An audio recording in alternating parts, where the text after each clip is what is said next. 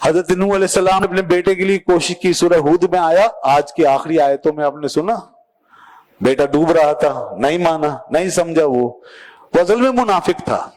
ہاں، کنعان جو تھا منافق تھا۔ نوح علیہ السلام اس کے ظاہر پہ نظر رکھتے تھے، اس کا باطن کچھ اور تھا، وہ کافروں سے ملا ہوا تھا۔ اسی لیے حضرت نوح علیہ السلام نے جب ڈوبتے دیکھا تو فرمایا یا اللہ میرا بیٹا، یہ میری اہل ہے، میرا بیٹا ہے، میرا گھر والا ہے، تو نے کہا تھا کہ تیرے اہل کو بھی بچا لوں گا، تو یہ تو میرا اہل ہے۔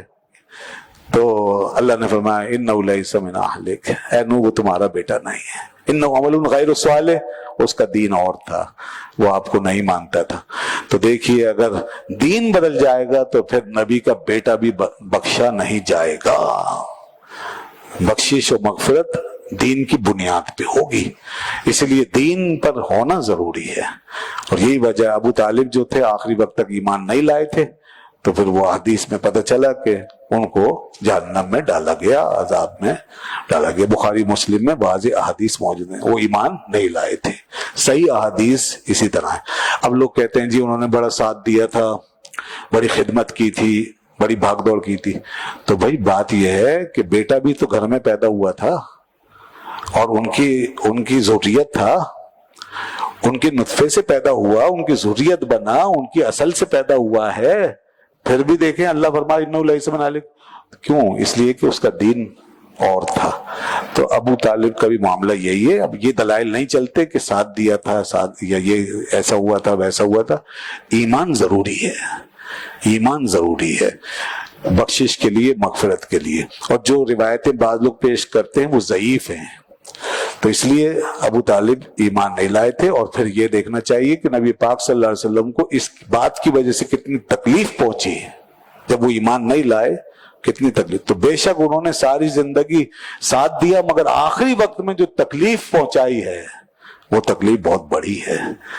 تو اسی لیے رسول اللہ صلی اللہ علیہ وسلم ان کی تدفین وغیرہ میں شریک نہیں ہوئے، اور ان کو پھر ایسی دفن کر دیا گیا، یعنی زمین میں گڑھا کھود کے۔ حضرت علی رضی اللہ عنہ نے خود، ابو داؤد شریف میں یہ حدیث آئی، اور پھر وہ آئے، بلکہ جب موت واقع ہو گئی تو حضرت علی رضی اللہ عنہ حاضر ہوئے اور عرض کی ان امک الضال قد ماتا، کہ حضور آپ کا گمراہ چچا فوت ہو گیا، اب کیا کیا جائے؟ تو حضور نے فرمایا اس کو کپڑے میں لپیٹ کے دفن کر دوں، اور دفن کر دیا۔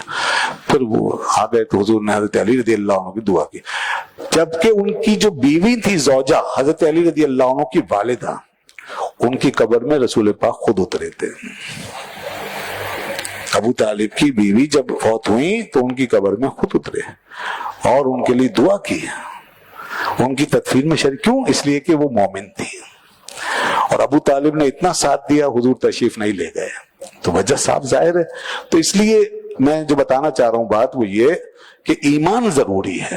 تو یہ مسئلہ اس لیے وہ آ گیا زیر بات، ورنہ ہم عام طور پہ یہ گفتگو نہیں کرتے ہیں، لیکن بعض لوگوں نے اب یہ شروع کر دیا ہے کہ اس کو باقاعدہ دین ایمان کا مسئلہ بنا دیا، اور ابو طالب کے بارے میں وہ باقاعدہ لوگوں کو یہ ایمان بنا کے پیش کرتے ہیں کہ وہ ایمان مومن تھے، اور بلکہ صحابہ میں ان سب سے افضل تھے، یہاں تک ہو گیا علیہ السلام، علیہ الصلوۃ والسلام، سب ان کے ساتھ، اور وغیرہ وغیرہ۔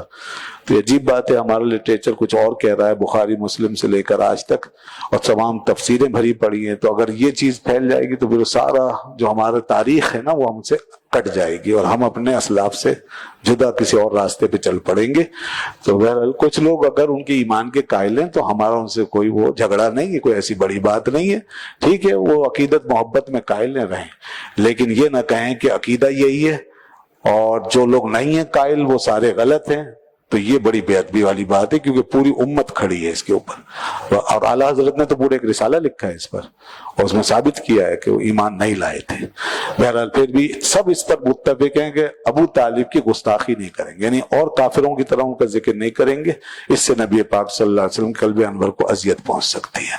ہم اس طرح ذکر نہیں کریں گے جیسے ابو جہل، ابو لہب کا ذکر کرتے ہیں۔